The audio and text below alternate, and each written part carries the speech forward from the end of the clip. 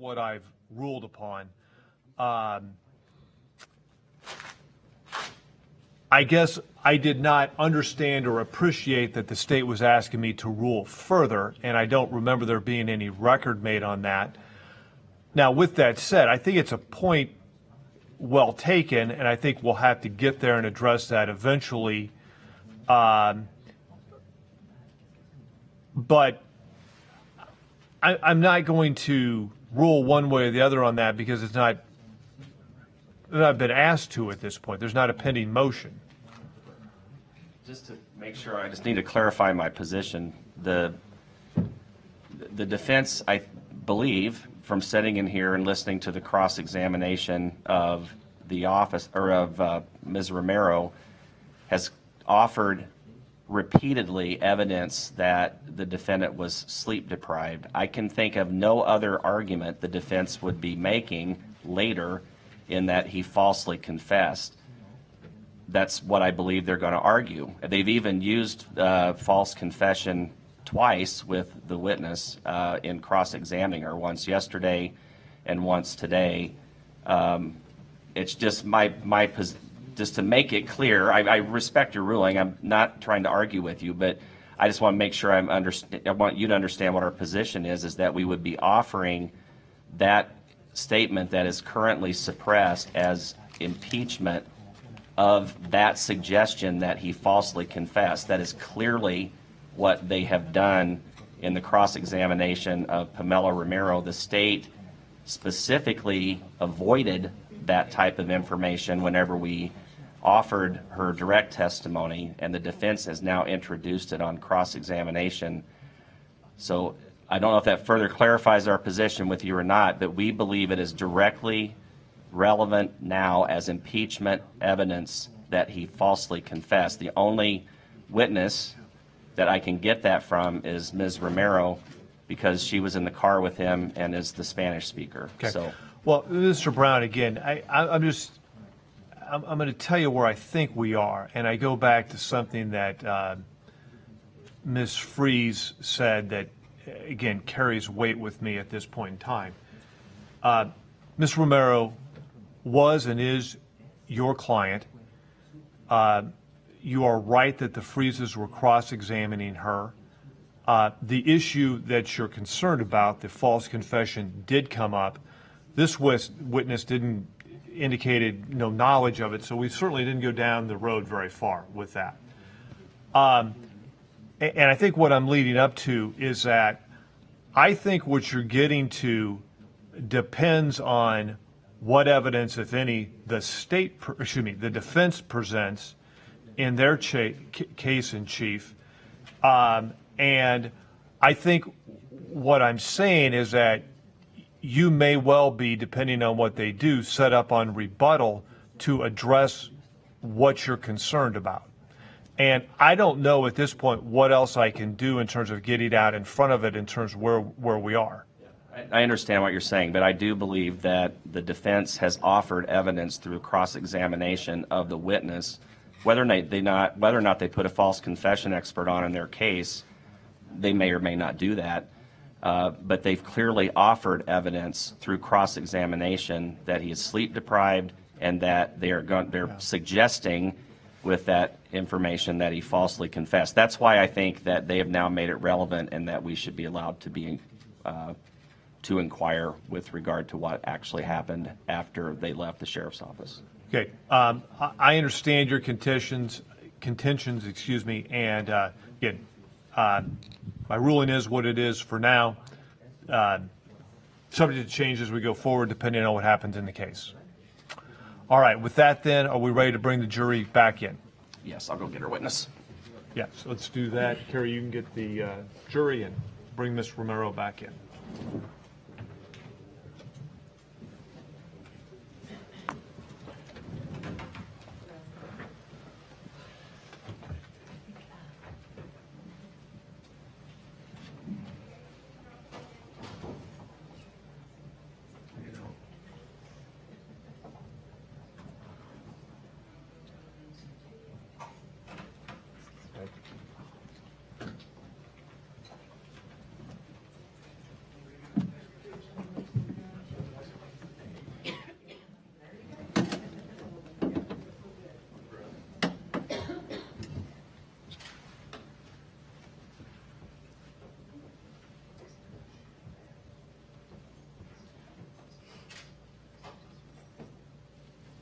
Please be seated, everyone.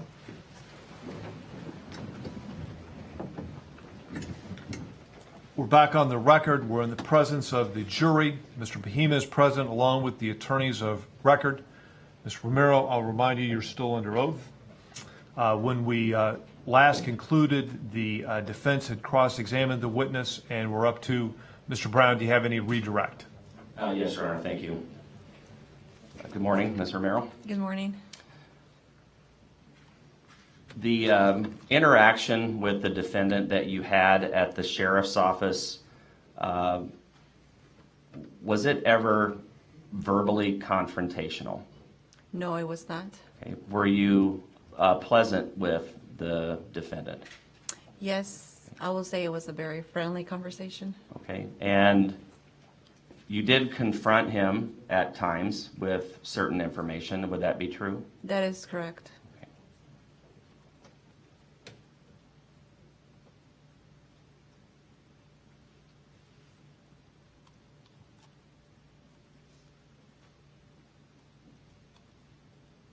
Sorry, my screen flipped back.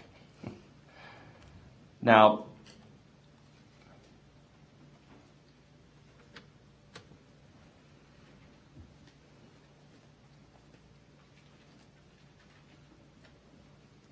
you were asked a question concerning a hair that you were told was found in the vehicle of the defendant. Is that right? Yes, You were provided that information from other officers, correct? that is correct. Did you ever examine the vehicle? No, I did not. Did you ever directly speak to any of the witnesses who examined the Malibu, that vehicle? No, I did not. All right. I want to talk to you a bit about the demeanor of the defendant in your interaction with him, okay? Okay. The defense spent a fair amount of time asking you whether or not the defendant appeared sleepy to you or sleep deprived. Would you agree? Yes, All right. Whenever you interacted with him during the interview, was the defendant able to track your questions? yes, Mr. Rivera was able to track the questions. Was there ever a time during the interview where you asked him a question where he appeared not to follow what you were asking? No, Did he ever ask for any clarification on any matter that you remember? no, Now, part of the interview that we saw in the room at the sheriff's office, do you recall that? yes, The defendant's phone is sitting in front of him, is that right? that is correct. Up until 11:30 on August 20th of 2018, did you ever try to prevent the defendant from using his phone? No, I did Actu- not. Sorry. I did not, sorry. Actually, we see in the video, would you agree with me, that he does attempt to use his phone on multiple occasions? Yes, Objection, leading. Overruled. Go ahead. What's the answer to that question? yes, At those points where the defendant is seen with his phone, would he have been free to go? yes, You would have allowed him to leave if he wanted to walk out the door. yes. In fact, did you show him, or how did you show him that he could get out of the sheriff's office at Powashik County? When I was walking back with Mr. Rivera to the interview room, I show physically the exit door with the exit signs, and I told Mr. Rivera that he was free to go at any time. When we went inside the interview room, I even moved the lock to the door to made him aware that it was unlocked, that he could go ahead and leave at any time. And he never did that, correct? Correct. He never left the sheriff's office on his own. He did not. He was put into custody shortly after 11:30 on the August 20th of 2018. Is that right? By the ICE agents, yes. Okay. Now, I want to just clarify a couple things relating to translation. Tell us again your knowledge of the Spanish language? How would you characterize it? I was born in Mexico, so that is my first language. That is practically what I used. As a lot of you can tell, I have an accent with my English. Spanish is my primary language. Okay. So regardless of the transcripts that you've been shown, you were at the interview of the defendant, correct? Yes. You engaged with him. Yes. All right. Did you have any difficulty understanding his answers to your questions? No. Did the defendant ever express to you any difficulty understanding your questions or statements that you made to him in Spanish? No.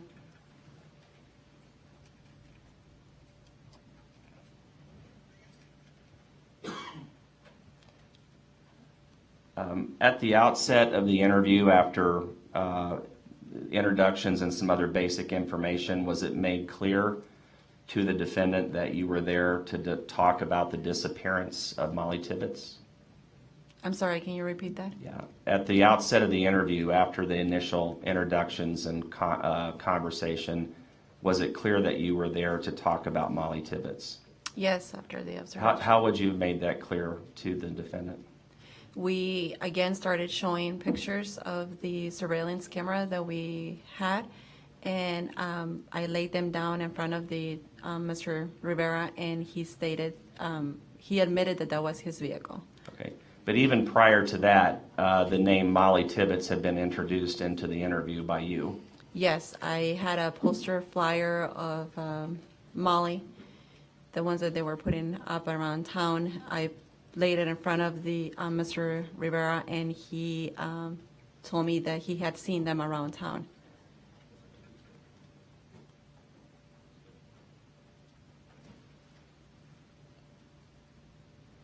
Hang on just one second.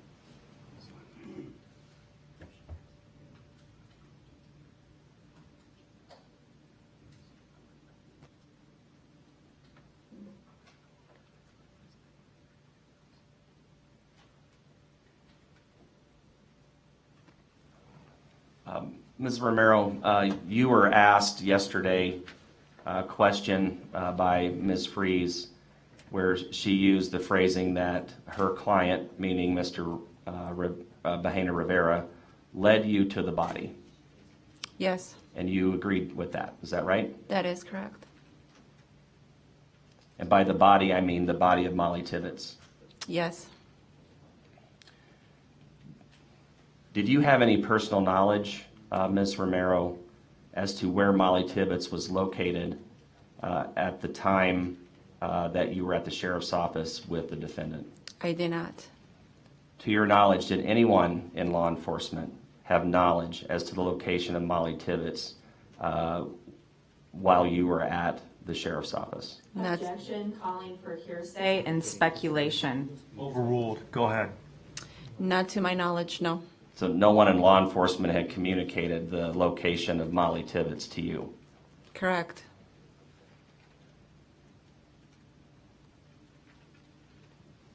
Would you or anyone in law enforcement have knowledge that Mollie Tibbetts would have been found with corn stalks covering her body? No.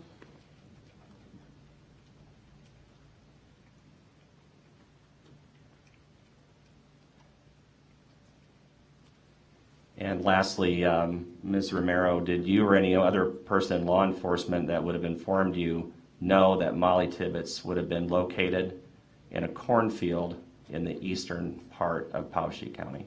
No.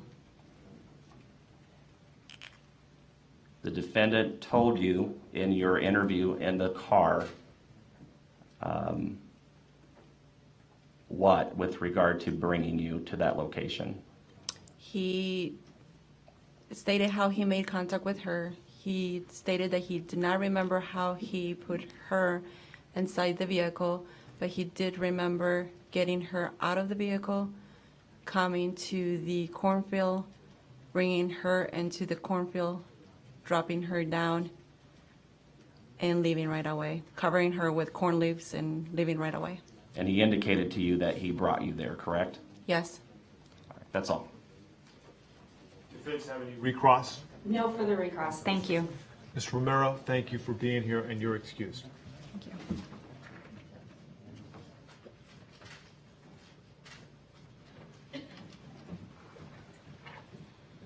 State of Iowa may call its next witness. Judge, our next witness is Amy Johnson. I need to switch Okay. chairs again, if that's okay. All right.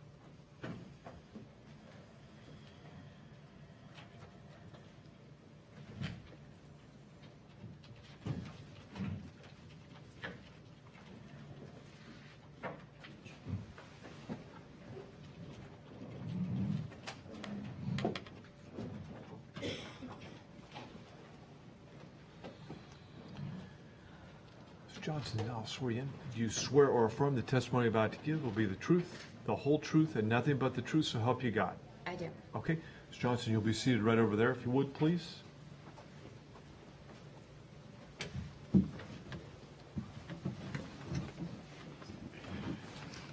Ready? Mr. Brown, when you're ready, you may proceed.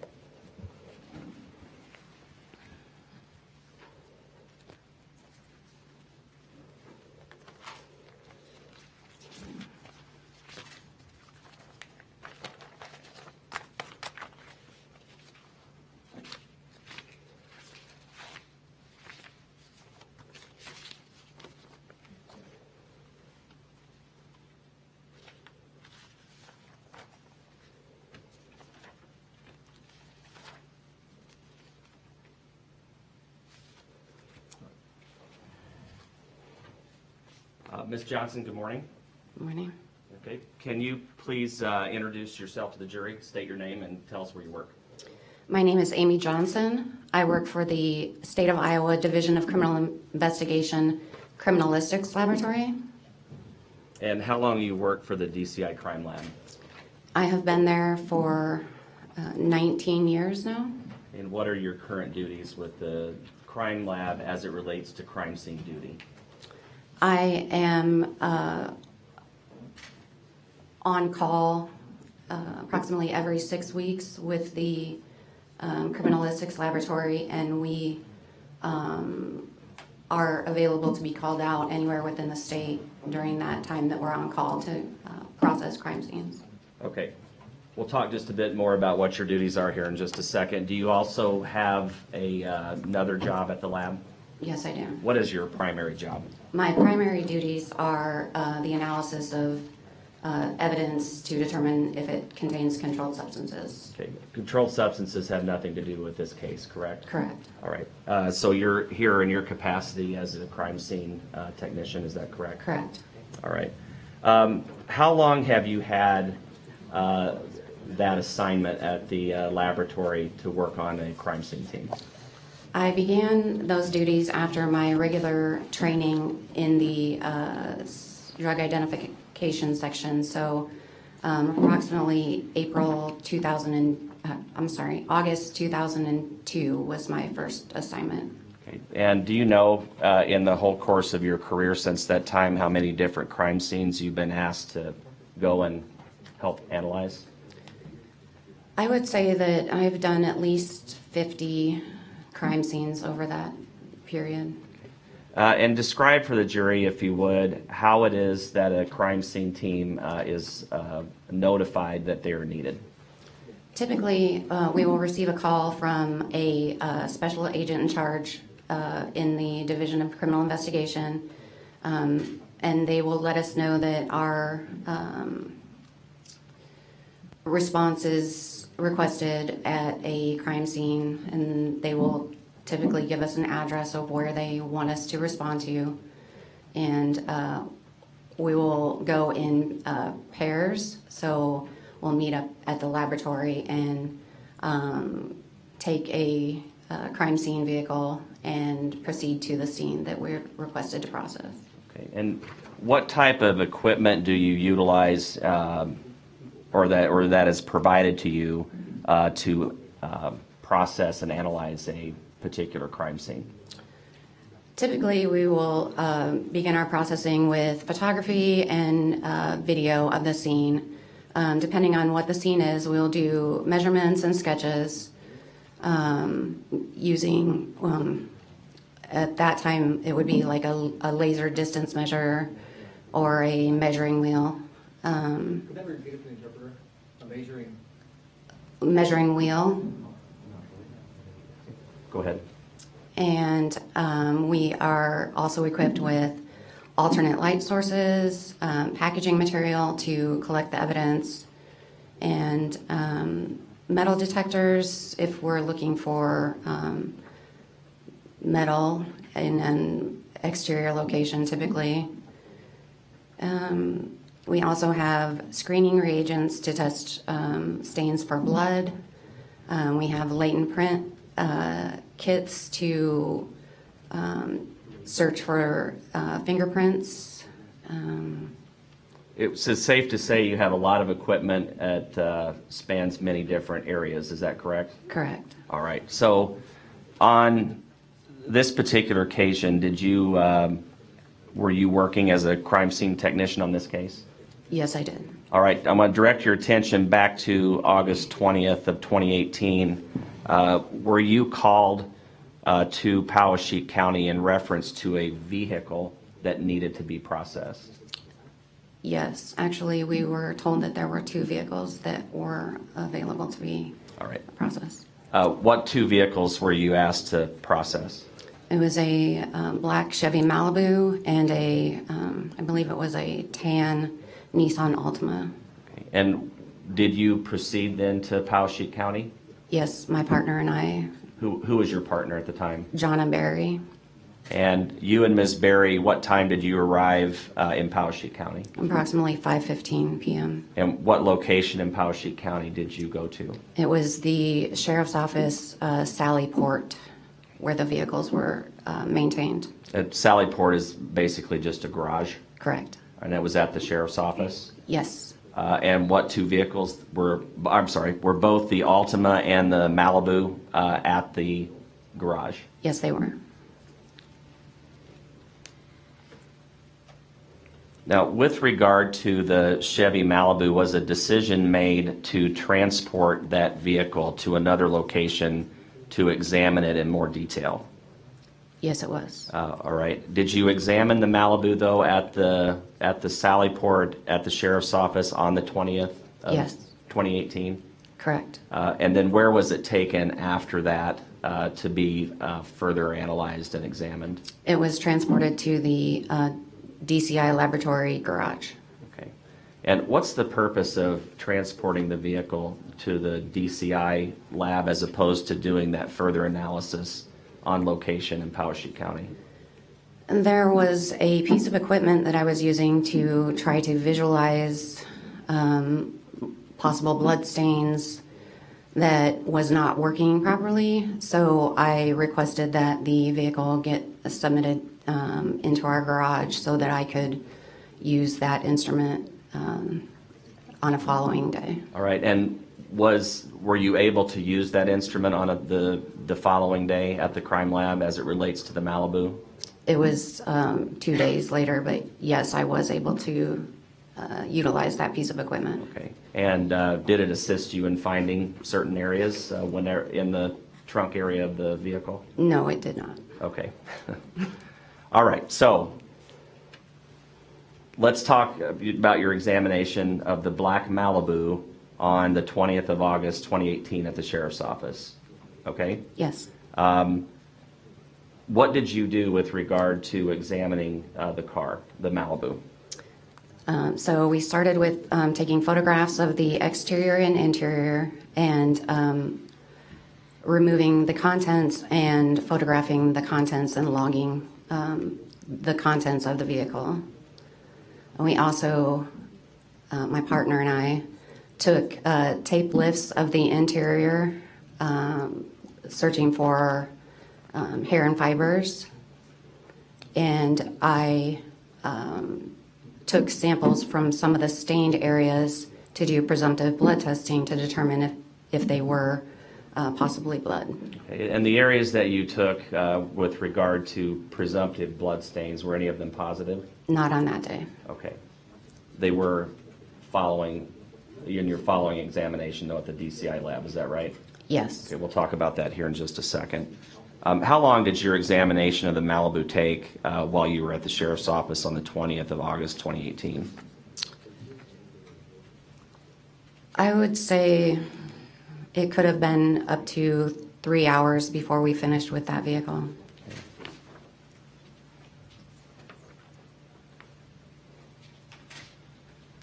Let's continue on with your examination of the Malibu at the DCI crime lab. What day did that occur?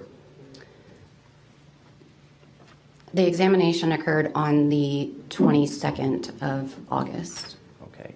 And just to make sure we're clear in the timeline, you also were the crime scene team that went to the cornfield to recover what was believed to be the body of Mollie Tibbetts. Is that right? Correct. That had occurred the day before this particular examination. Is that right? Yes. So we're taking it a bit out of chronological order. Would you agree? Yes. Okay, but I want to stick with the car for now, okay? Yes. All right.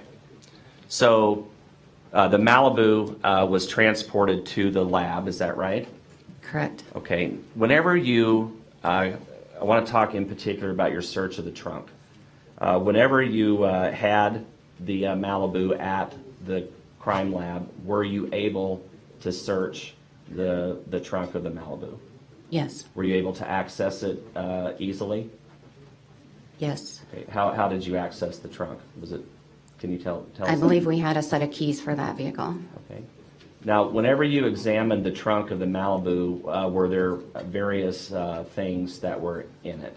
Yes. Can you describe what those were, please? Items included in the trunk of the Malibu were a football, a volleyball, a fishing pole in 2 different pieces, a bag of like a fish stringer, some bobbers, some other fishing equipment like weights, some plastic bags, paper. Okay. And That's okay. Various items, would that be true? Yes. Okay. Did you search any of those areas of the trunk, including the contents, for the presence of human blood? Yes. Okay. Can you describe, with regard to those items, what items you searched for the presence of blood? There were stains on several of the items located within the trunk, and the football and 2 pieces of the fishing pole were found to have stained areas that were positive, presumptive for blood. And then several other areas were tested that were negative for blood. All right. We'll get to the contents here in just a moment. Was there an area of the trunk near the lid of the trunk that you tested for the presence of blood? Yes. And exactly where would that have been located? It was the rubber seal located near the license plate area on the rear of the vehicle. Okay. I'm going to have you take a look at a few pictures. I think that may help us, okay? Okay. First of all, I'm going to show you, assuming it comes up. Can you see the photos on your screen? Yes. Exhibit 40 and 41 are on your screen. What are these pictures of? These are pictures of the black Chevy Malibu while it was located in the Powashik County Sheriff's Office garage. All right. Is this the same vehicle that you searched at the DCI crime lab on August 22nd of 2018? Yes, it is.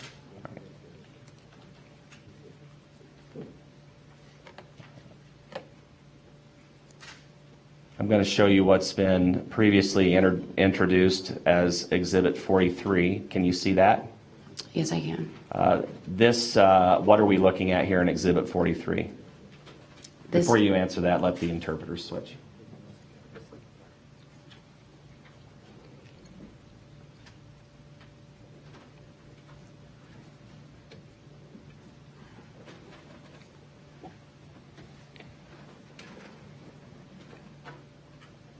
Ready?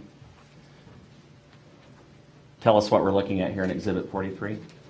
This is a photograph of the contents of the trunk as we found it at the Powashik County Sheriff's Office. And whenever it was transported to the lab, were the contents, did they remain in the trunk? Yes, they did. Okay.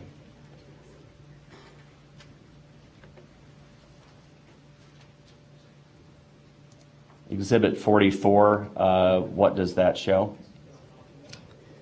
This is a photograph showing the area that tested positive presumptive for blood located on the rubber seal above the license plate of the rear of the vehicle. Okay. The what we see here, I understand the area that's important to you, but this is also the plate of the car, is that correct? Yes, it is. All right, it's DKP 055. Correct. Would you agree? Yes. All right, and the area that you're referring to that tested presumptive for blood, I have the pointer, does that show the area where the blood was found? It's located above where your pointer is. Okay. And this part of the trunk, this black, what appears to be a rubber part of the trunk, how would you characterize that?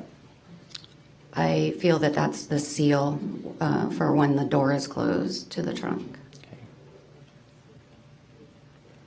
Let's take a closer look at the stain. Exhibit 45. Can you tell us what we're looking at here in Exhibit 45? This is a closer view of the stain without a scale in it in the photo. Okay. And the pointer that I have, is it the stain, where is it at in relation to the pointer? The stain is located directly above the pointer. Okay. And did you put some sort of scale or marker into the photo to give us an idea of size? Yes, I did. All right, we'll take a look at State's Exhibit 46. Does that show the scale? Yes. And again, the spot that tested presumptive for blood is here to the right of the scale. Would you agree? Correct.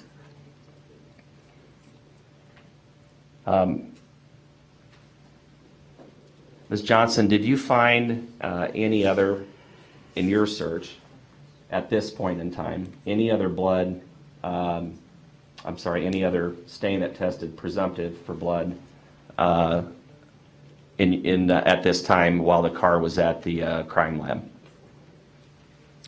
Besides the areas that I've already indicated, Well, yes. Did you? Yes.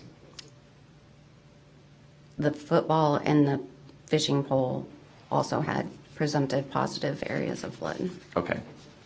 So how many different stains associated with the trunk? Let's just try to be clear. How many different stains total did you find that would have tested presumptive for human blood? 4 that we tested. Okay. Now, did you collect a sample of those particular areas that tested presumptive for blood? For the stain in this photo, I took a swab sample of it. Okay. Describe for the jury how it is that you would take a sample of the stain that we see here in State's Exhibit 46. So I had 2 swabs that I added a distilled water to and used those swabs to take a portion of the sample off of the rubber seal, and then I placed those 2 swabs into a box and sealed it for submission. All right. So what then happens to that particular swab? What section of the lab would it go to? The DNA section would get that sample to analyze. You have no expertise in DNA analysis, is that correct? No, I do not. Do you know Tara Scott? Yes, I do. What is her particular expertise at the laboratory? Her specific expertise is DNA. Is she also a crime scene technician as well? Yes, she is. Okay. Somebody that you work with? Yes.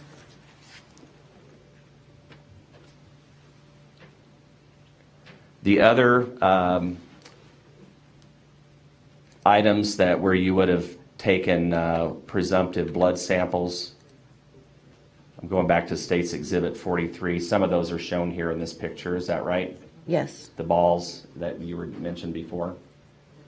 Yes. Okay, and the those would have been submitted to the DNA section at the laboratory also. Is that right? Correct. All right. Now, what we also see here in State's Exhibit 43, is there some sort of liner that is in the trunk? Yes. And was that liner removed and submitted to the laboratory DNA section for processing? Yes. All of the fabric covered sections of the trunk liner were removed from the trunk for DNA analysis. So describe for the jury how the trunk liner was secured in the car, if you recall. It had plastic fasteners in certain areas, so we dislodged it from the frame of the vehicle by removing those plastic clips and placing each of those pieces in a cardboard box for submission. Okay. So would those have been submitted to the laboratory once the vehicle had come to the location at the lab for where you examined it? Yes, they were submitted the following day. Okay, and to your knowledge, who was the criminalist assigned to analyze those items that were seized from the trunk? Tara Scott. And that would include the swab taken from the rubber seal of the trunk as well, is that right? Yes.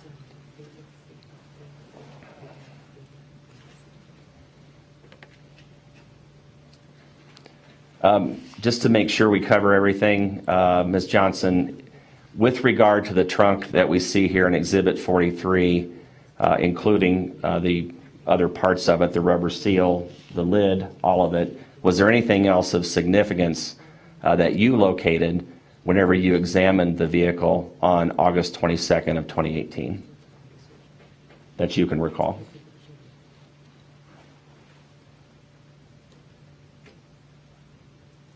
We submitted several other items from the trunk into the latent print section for analysis. Okay. And do you remember what those items were? Everything that didn't test positive for presumptive blood. Okay, that's a good point, actually. Sometimes you have to make a decision at the laboratory as to which section is going to get a hold of evidence first to examine it. Correct. Is that right? Yes. So, can I just have it read back, please? Oh, that's okay. I'm just going to read the last two. Okay. Thank you. Question, that's a good point, actually. Sometimes you have to make a decision at the laboratory as to which section is going to get a hold of evidence first to examine it. Correct? Is that right? Yes. Okay. So it's sometimes an item will get submitted for DNA analysis before it goes to the fingerprint section, Correct. and sometimes vice versa. It may go to the other section first. Yes. And is there a reason that may be important in a case concerning how a particular item of evidence is analyzed? Yes, one process may destroy the evidence for the other process to be analyzed. Okay. So that the things that tested presumptive for blood would have gone to DNA first, correct? Correct. The other items that would not have tested presumptive for blood would have gone to maybe the fingerprint section, correct? Correct. Okay.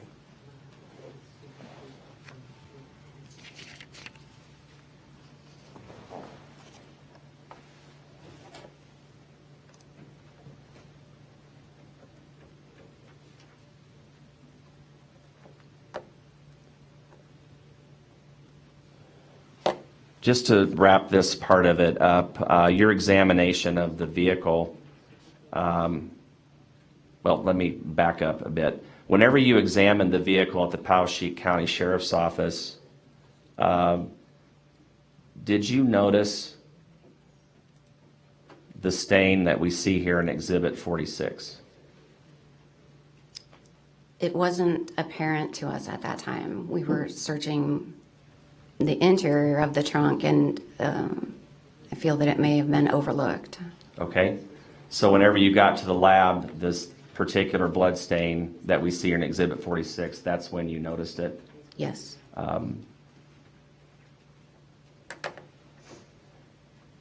At the time that you examined the vehicle on August 20th of 2018, had the body of Mollie Tibbetts been located? No. Okay.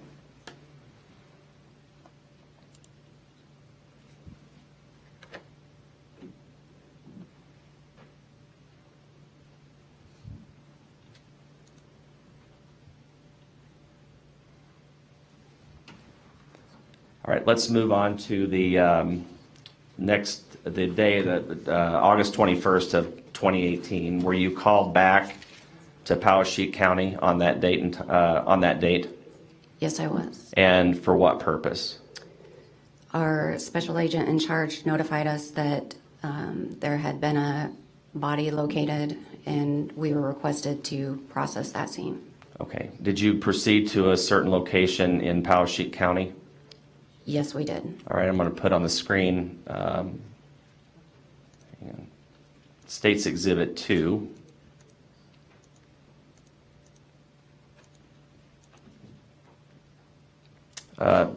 There is an arrow on this map, and the label is 2478 460th Avenue. It's indicated as the body location. Does that appear to be the same location that you would have proceeded to in Poweshiek County? Yes, it is. All right. Did you go anywhere else prior to going out to 2478 460th Avenue? Not on that day. Okay. You went directly there? Yes. All right. And what time were you called? It was in the 6 o'clock hour in the morning. Okay. What time did you arrive in Poweshiek County at this location that's indicated on Exhibit 2? Approximately 9 a.m. Okay. And who else was there? My partner, Jonna Berry, was with me. Okay. Were other law enforcement present? Yes, eventually the state medical examiner and his associates were present. Okay. Were you shown to a location at this address generally where a body was located? Yes. Okay. Did the medical examiner go into that area before you did? No, I believe we went at the same time. Okay. So who was the medical examiner that came to the location, do you recall? Dr. Klein. Dennis Klein? Yes. Who's the state medical examiner, is that correct? Correct. All right.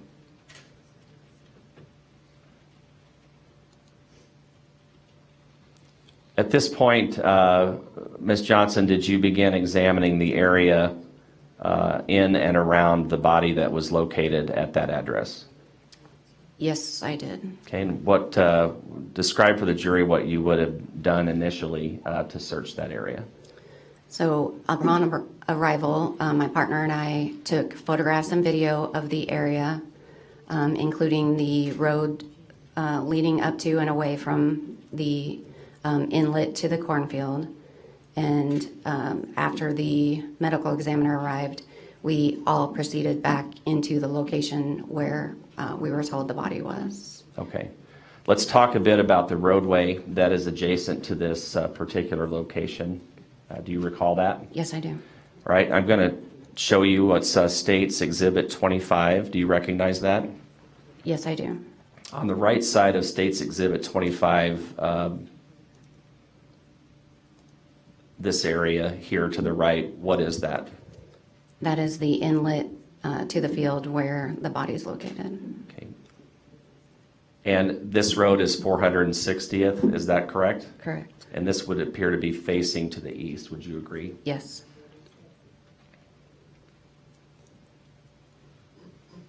Okay. State's Exhibit 26, which has already been admitted. This is 2478 460th Avenue, would you agree with me? Yes. And what direction are we facing here? This is facing west. All right, and this area here, is that how you gain access to the field? Yes, it is. Between these two posts that are photographed? Correct. All right. How far, if you remember, from the location of the roadway until you would have entered the corn to find the body that was located? From the roadway to the body location, I'm sorry, from the roadway to when you would have entered the corn to find the body? the roadway to the corn was approximately 430 feet. Okay, and you measured that? Yes, we did. And I'm going to show you State's Exhibit number 27. What does this show? This shows the area in the corn where we entered to locate the body. Okay, there is what appears to be some sort of yellow tape that is strung on the corn stalks. Would you agree? Yes. What is that? That would be a crime scene barrier tape that was placed in that location prior to our arrival. What's the purpose of putting that up? To try to keep people out of the scene, to indicate that that's a secure location. Okay.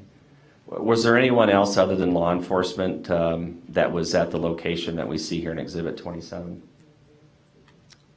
Not during the time that I was there. Yeah, that's what I'm asking.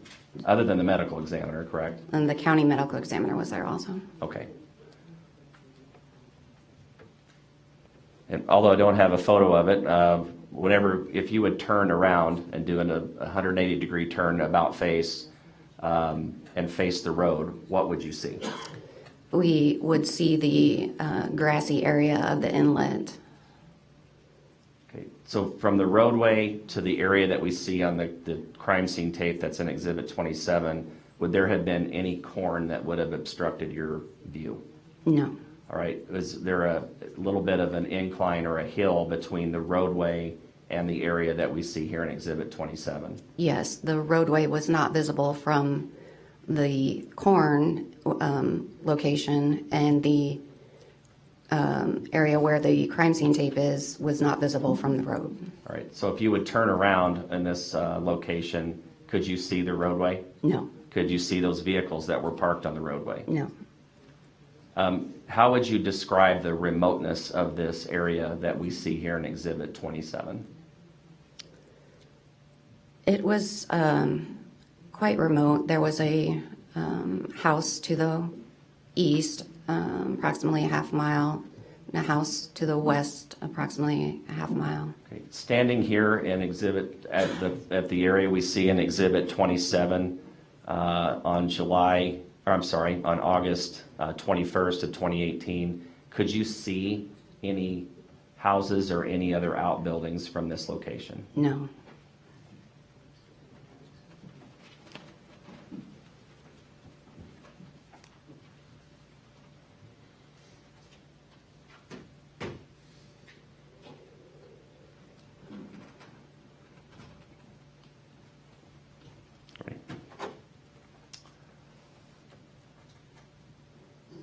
All right, did you then proceed into the area that we see here in Exhibit 27? Yes. All right, generally speaking, where directionally would the body that was presumed to be Mollie Tibbetts, where was that located? It was approximately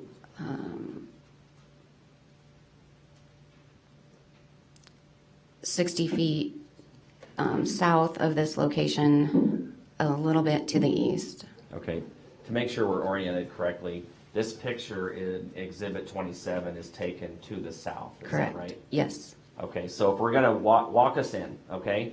Whenever we walk into the corn that we see here, right by the crime scene tape, which way would you go? Left, right, or center? Don't give us directions. If you would go into the corn, how would you proceed to the body location? To the left and straight. And it was approximately, say that again, how many feet in was the body that was presumed to be Mollie Tibbetts? Approximately 60 feet.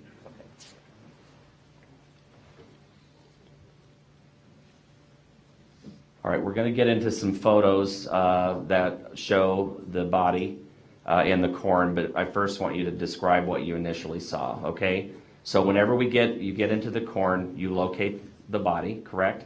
Yes. All right, tell us what you observed whenever you saw this area. The area was, it had a little bit of a clearing.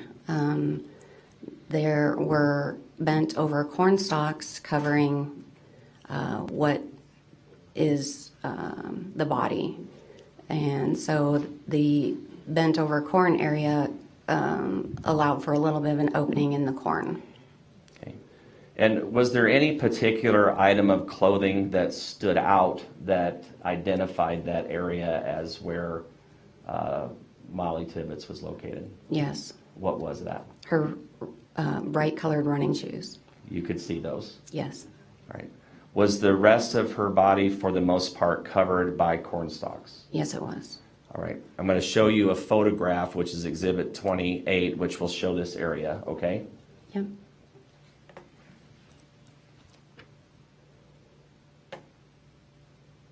What's on the screen now is Exhibit number 28. Do you see that? Yes, I do. Does this area, the area that we see here, was it difficult to photograph without removing the corn stalks? Yes. All right. Was it fairly dense in there? It was very dense. Okay. And what is this area in the middle of the photo? What does that show? The pointer is located near the running shoes that we could see. Okay. And the corn stalks that cover the rest of the body, do we see that here in this area where the pointer is located? Yes. Okay. And were you able to clear this area a bit so you could further analyze it? Yes, we removed the corn stalks away from the body, and we moved away some of the standing corn so that we could process the body. Okay. So I'm going to show you now what's been introduced and admitted as State's Exhibit 29. What does that picture show us? This is an alternate view of the body with the corn stalks on it. And where the cursor is located, is that the bright colored shoes that had first drawn your attention? Yes. All right. And although you cleared away corn around this area, had you at this time removed any of the dead corn stalks that were covering what was believed to be Mollie Tibbetts? No. Did you take photos from several different angles to give us a better indication of what this looked like? Yes. All right. I'm going to show you what's been admitted as State's Exhibit 30. What are we looking at in State's Exhibit 30? This is a view of the body with the corn stalks from her feet, showing the view from that location. Okay. And again, these are her shoes that you see? Yes. This would have been from the opposite, this photo's taken from the opposite direction that you entered. Would you agree with me? I would say yes. This is taken basically facing north. And had any of the corn stalks in this photo been removed at the time that you took the photo? No. I'm going to show you what's been admitted as State's Exhibit 31. Again, we're just going around the area, is that correct? Correct. All right. Where my cursor is at, what does that show us? And those are the running shoes again. Okay. State's Exhibit 32. What does State's Exhibit 32 show us?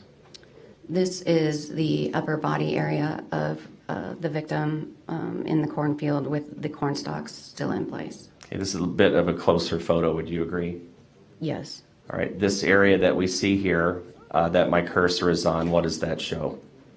This is the left hand of the victim, Okay. the decedent.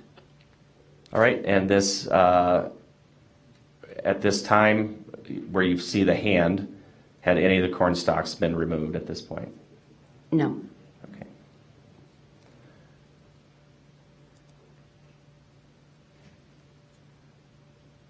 All right.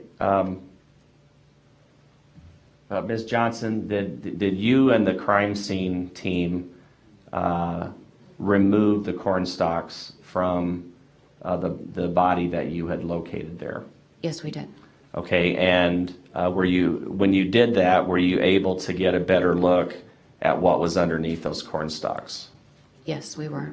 Okay. And before we look at a photo of that, can you just describe what you saw after you removed the corn stalks? The body was located in a face-up position with the head in a generally northern direction, with the arms located at either side of the head, and one leg was outstretched and the other was bent. Okay. And were there, other than the shoes, did you notice any other articles of clothing? Yes, there appeared to be a pink sports bra around her upper torso and black socks. Other than the shoes? Correct. Okay, so no shorts at this location? No. No headband? No. By the way, did you ever locate a Fitbit or a phone at this location? No, we did not. Did you search for one? Yes, we did. You were unsuccessful in finding either of those items? Correct. All right, we're going to look at State's Exhibit 33, which shows the body of Mollie Tibbetts. So I'm going to put 33 on the screen. You've described what you saw, but let's orient the jury on this photograph, okay? This area that I have the cursor on, what part of the body is that? Her head was located adjacent to the cursor. Okay, sorry, I moved it. Okay, this is her right arm. I understand. I'll try not to move it on you again. So this, where the cursor is now, that's her head? Correct. Does it appear to be facing the camera? Yes. All right, and this area here, what is that article of clothing? This appears to be a pink sports bra. Okay, we're going to take a little bit closer look at that.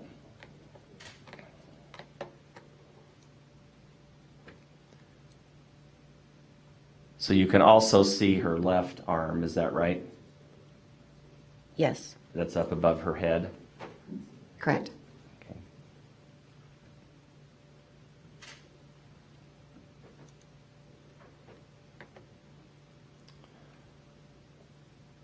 Now, the area here is Mollie Tibbetts' torso, Yes. correct? And then this area would be where her genitals would be, or between her legs, is that right? Yes. That area, does it appear to be more decomposed than the remainder of her body? It does appear to be decomposed. Okay. And her legs are, the cursor here, is this her right knee? Yes, it is. And here is her left knee, is that right? Correct. Are her legs spread apart? Is that what that appears to you? Yes, they are. And her shoes that you saw in the corn, is that these colorful shoes here? Yes. And I don't mean to be too graphic, but did her feet had appeared to separate from her legs? Or do you know? I don't recall. That's fine. Actually, the medical examiner was at that location and recovered the body. Yes. Is that right? Yes. So you didn't have anything to do with that? No. Okay.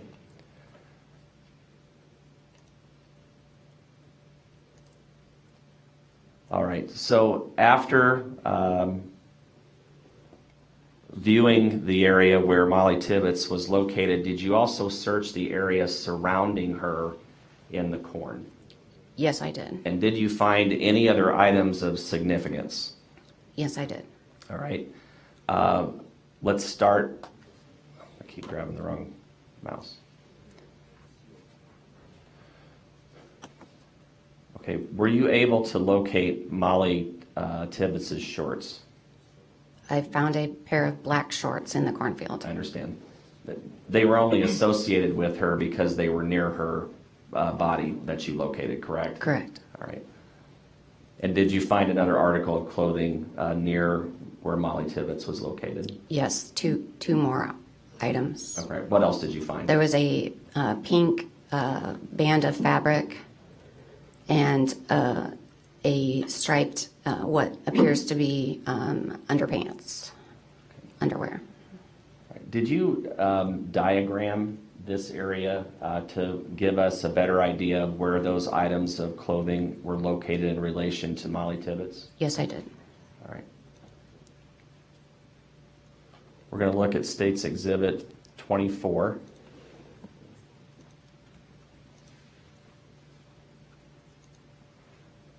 Okay. The sketch that we see here, who created that? I did. Okay, in the middle of the sketch, what does that represent? This is a drawing of the body position as we found it in the cornfield, showing the bent over corn stalks. All right, if I might, even though we've got to go back to smaller, this area here, what does that represent on your diagram? It's indicated as item 4, which was the pink sports bra. Okay, so this would be her head area? Uh, Is that right? Above that location, yes, that was her head.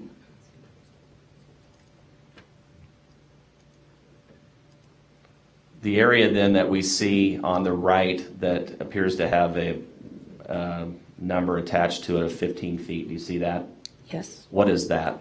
Those are the black shorts located in the cornfield. And what does the 15 feet represent from where to where?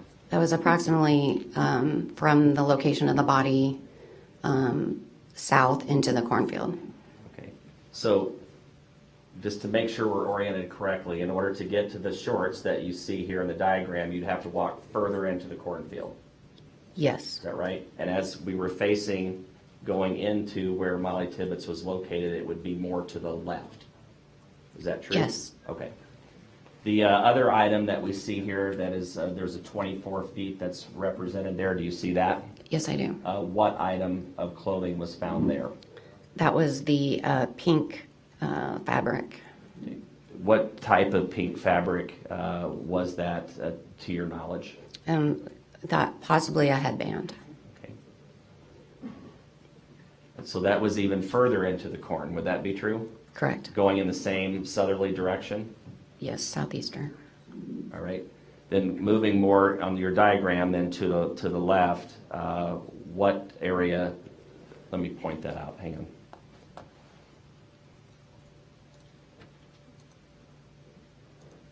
This area here is what we're going to talk about. We'll take a closer look at it, okay? Yes.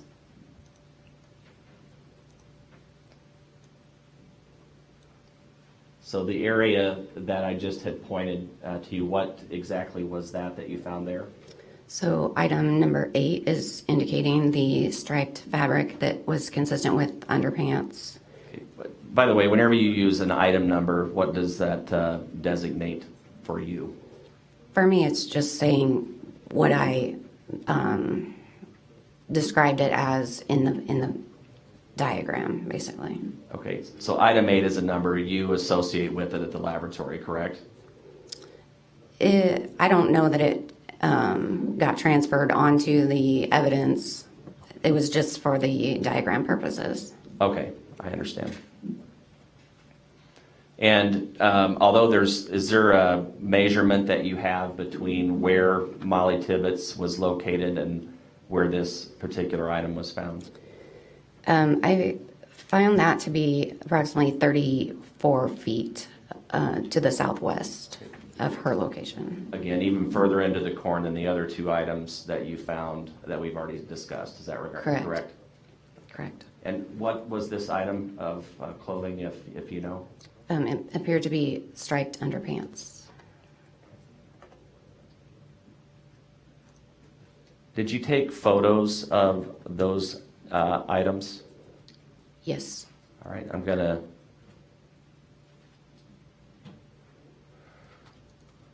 put on the screen what we'll talk about the black shorts first, okay?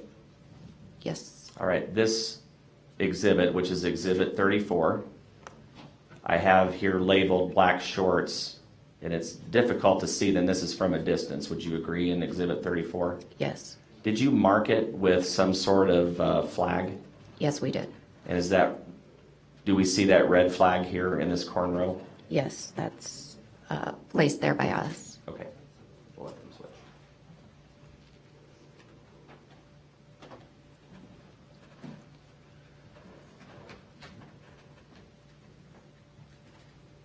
Okay.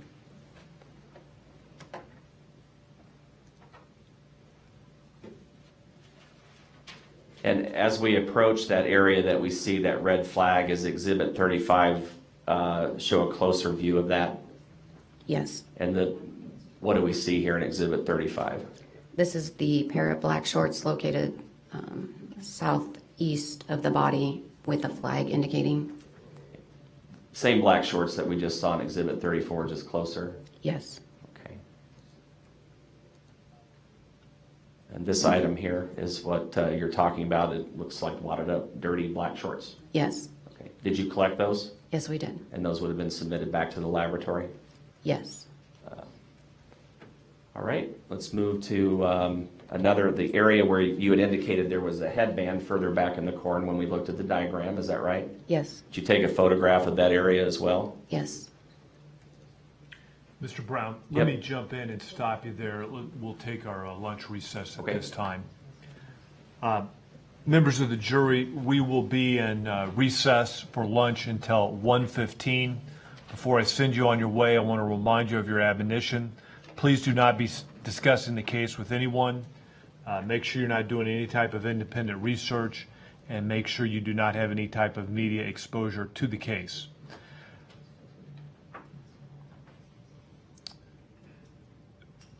You can leave your notebooks where they are, and again, we'll be back here ready to go at 1:15. Thank you.